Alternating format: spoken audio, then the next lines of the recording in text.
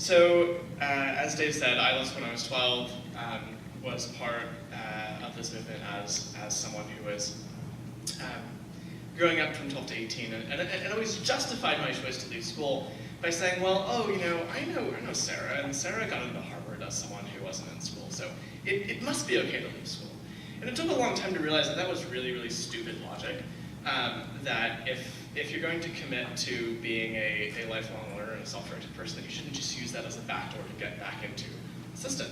And so just started wondering, why isn't there a place for people who have chosen to do something else with their adolescent years to do after they graduate, after they fly the nest and leave home. So that's where the Gap Year program that we run today comes from. It came out of a lot of research that I did for this book, Hacking Your Education. I interviewed about 75 people who've done interesting things with their lives without relying on formal education. They've gone on to do everything to become doctors, to lawyers, to architects, to entrepreneurs, but the key thing was that what they learned in school had nothing to do with what they did professionally. Some had graduated, some had dropped out, but the common thread was that what they did professionally was something that they had taught themselves. And moreover, there were very specific skill sets that they had been able to teach themselves. It wasn't just that they went out and lackadaisically, magically figured out what they wanted to do and were successful. They'd been very methodical about learning very specific skills, and skills that I began to think of as meta-learning skills. And thinking about these things of how do you communicate, how do you be self-aware, how do you develop self-control, how do you keep yourself motivated, and realizing that those were things that were really important to have as an adult, but were also things that were very teachable and trainable. So that's the high-level thesis for where the Gap Year program came from and our philosophy behind how we designed the curriculum. But I want to back up a little bit and tell you about my own journey and how we got there. So I left school when I was 12. This is a picture of me when I was 12. I came to my parents and said, hey, I need to sit down and have a serious conversation. I think that I want to leave school. And I'm fortunate that I had parents who said, hey, this is your life, you've got to make your own choices, and at some point you'll have to do that, so you might as well start now. Although they spent many sleepless nights whether I would succeed in or out of school, they eventually consented. And so began my journey outside of school. And I was able to do really, really awesome things. I'm sure you've heard a ton about unschooling today. I'm not going to belabor this. Typically, I end up giving talks in foreign countries where people have never heard of unschooling, so I have to explain a lot about unschooling. So I'm going to skip over some days. But unschooling for me provided an amazing opportunity to do all kinds of things that I never would have been able to do had I been in a classroom. So I organized collaborative learning groups, I helped volunteer with a local library, I participated in political campaigns, I played in bands, I helped build a library in my hometown, I went to crash conferences, I worked at a company. And kind of ironically actually helps people get into college. And this was my first foray into the startup community in San Francisco. This is a company called Stitch. And the founder there on the left is a guy named Mick Hagan, who went to Princeton and dropped out to start this company that is essentially a LinkedIn for college students. They were bought by Chegg about 2 years ago. And it was an interesting experience of working at this company that helps folks get into college. The summer before, I was going to college myself. And as the summer progressed, my coworkers started asking, why are you planning on going to college? And I said, the best answer I could come up with was because, well, everyone else does, and that's what you're supposed to do if you want to be a successful human being who's educated about the world. And the more I thought about it, that seemed like really shitty logic. Like that's not an actual answer. That wasn't an actual answer that I'd taken the time to think about coherently. I was just regurgitating what people had told me and society had said about what I needed to do to be successful. And it really took going to college for the first time and realizing that it wasn't the right environment for me to make that change. I got tasked with hiring my replacement before I left and ended up hiring someone who just finished getting an MBA at Harvard to do the job that I was doing. And went off to college for an orientation weekend and was surrounded by a bunch of fellow 18-year-olds who were figuring out their way in the world. And it seemed very weird that I'd left a good job in an idyllic city where I was gainfully employed to go to a place in the middle of the country in Arkansas where people had no idea what they wanted to do. And I realized that looking back on this and describing this situation, it sounds like I was really, really dumb and wasn't making good choices. And I think that's definitely the case. But I think that less informed choice that I made now has led to really interesting and rewarding things. I can barely see this. Anyway, so as I was getting into my first semester of college, I started realizing, well, maybe there is something to this path that I took. Maybe there was something really good about not having been in school for middle school and high school. And not just that I was able to learn the same kinds of things that anyone would had they been in high school, but I was able to learn things at a more meta level. And not only did I learn physics and history, I learned how to ask questions, how to keep myself motivated. And if you dig into the research on this, homeschoolers and unschoolers, those outside of school, outperform those in public school across the board on all subjects, basically. And more interestingly, they outperform those in school even despite attributes that are traditionally highly impactful of success of students in school. So that is socioeconomic level, the amount of money parents spend on education, the amount of time spent, things like that. So start thinking, maybe there is something to this. Meanwhile, I'm sitting at school in Conway, Arkansas, this place called Hendricks. That was a really, really lovely place if you liked small, isolated, conservative environments. But that was not the right place for me at 18 at all. And so started really ruminating about what I was doing there and tried to affect some change. It wasn't well received. And ended up coming home over winter break and really digging into the research and realizing that the mindset that we've gotten ourselves into about higher education is really one of a business. And if that's the case, that's fine, but then we really need to look hard at what the ROI of going to school is. And the fact right now is that you basically have a 1 in 4 chance of actually graduating and using your degree if you start in school. Half of all college students who enroll today will drop out, and of those who graduate, half are under or unemployed. And that's just really sickening and scary, especially when the average student is graduating with $30,000 in debt. Default rates are increasing, and essentially we've gotten ourselves into this position where the price is increasing without the corresponding results. Interestingly, the way the development of the world works is one in which people tend to copy the United States, or we tend to impose it on other people. And so we're approaching what is termed in the development world universal schooling, and that's said to be a good thing. And it's interesting to start to see other countries around the world start to have these same problems. We just opened a location of our gap year program in Brazil. And Brazil is traditionally thought of as a developing country. But similarly, they're having the same problems of increasing tuition rates, increasingly graduates who are unemployed, and they're trying to solve the same problems that we're experiencing here in the States right now. I can't see these slides. So these problems about what we do with young people who are unemployed and figuring out who they are and what they want to do are not easily solved.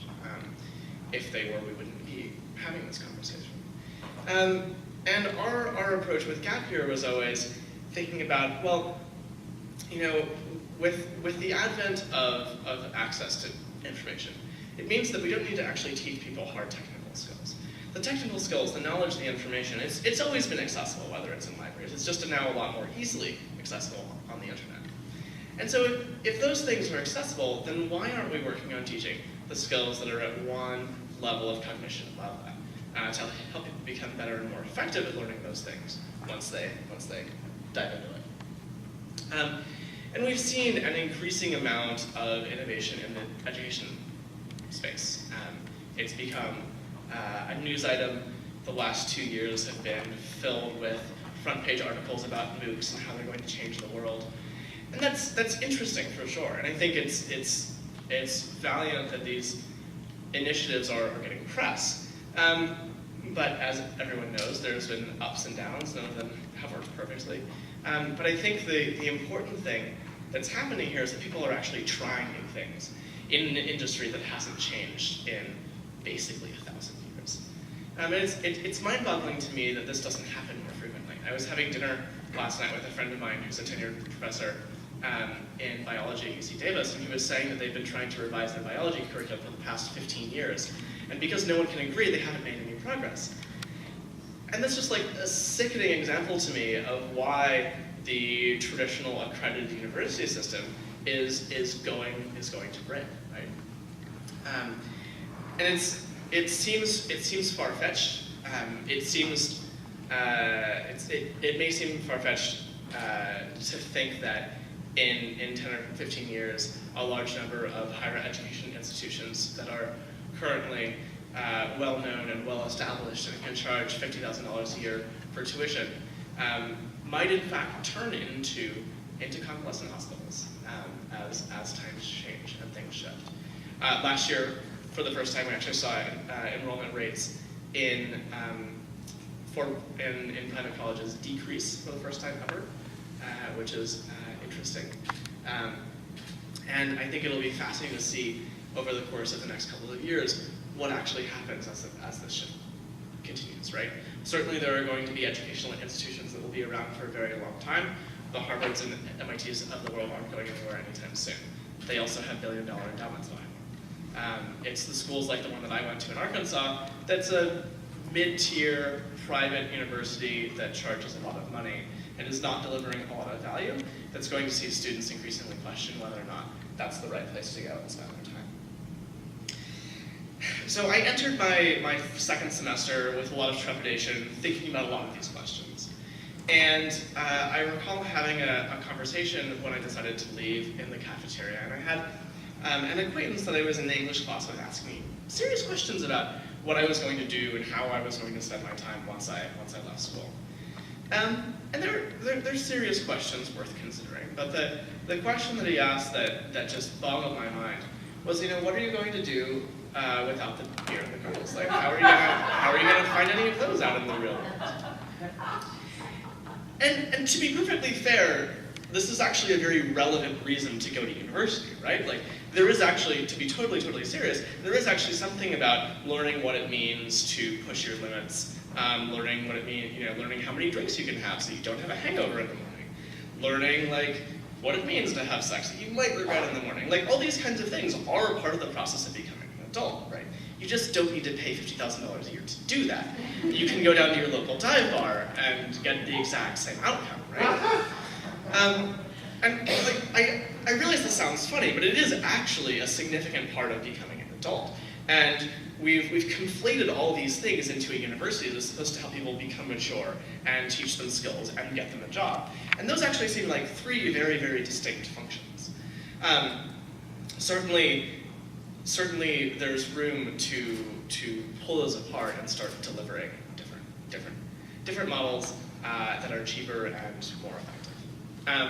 So after I went off on a bit of a rant at this person, I realized what I should have said is that, well, there's I prefer guys in Champagne. There's a lot more of that in San Francisco than there ever was in Arkansas, which is a good enough reason by itself to leave. So I moved back here and started on college and basically started writing about my frustrations with higher ed. The first version of the site was this terrible thing that I threw up. And I developed a very strategic thought-out plan for how to grow this, which was to tweet people and ask them what they thought of it, which worked. And so a couple days later, I got a call from a reporter at the Chronicle of Higher Ed, and I recall being on the phone, and he was asking me a series of questions. And before he hung up, he was like, "Oh yeah, and how long has your organization been around?" And I was like, 48 hours? And that's how it started. And so Uncollege just became this idea, this movement. I didn't know what it was, that people latched onto. They found resonance with the idea and they started doing things. Someone said, "Can I start a newsletter?" I said, "Sure." Someone said, "Can I start a Facebook group?" I said, "Sure." And it was really interesting to see that this was not an original idea. I just happened to say something that caught the cultural zeitgeist.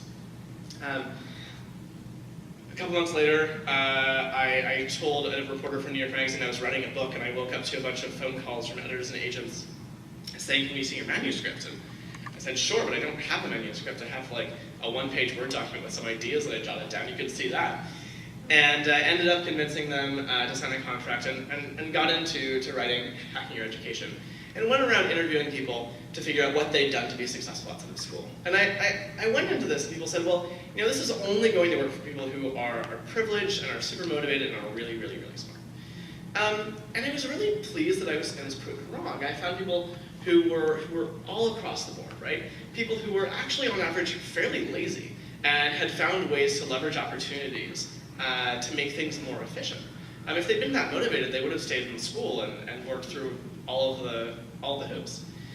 People who were from all sorts of different kinds of privilege. People who'd grown up in fancy houses in the countryside of England to the slums of India, who worked their way up to being the youngest captain of an oil tanker in the world.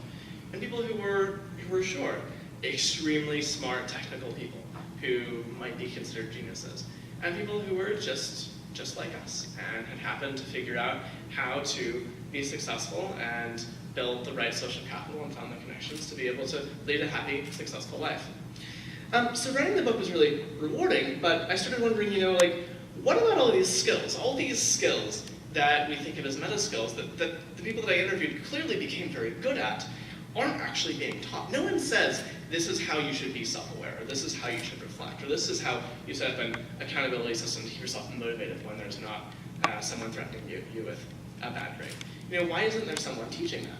At the same time that you look at companies who are saying, we're getting these young people and they don't know how to collaborate or work in teams or be self-directed.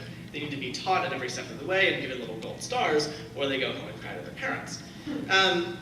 And so it became very clear that someone needed to teach these things. So we put up a landing page for a gap year program, got a couple hundred people to apply, and said, I guess we're doing this. So started the gap year program a year ago. We've run just over 50 students through the program in the last year. And it's been really amazing to see what's happened.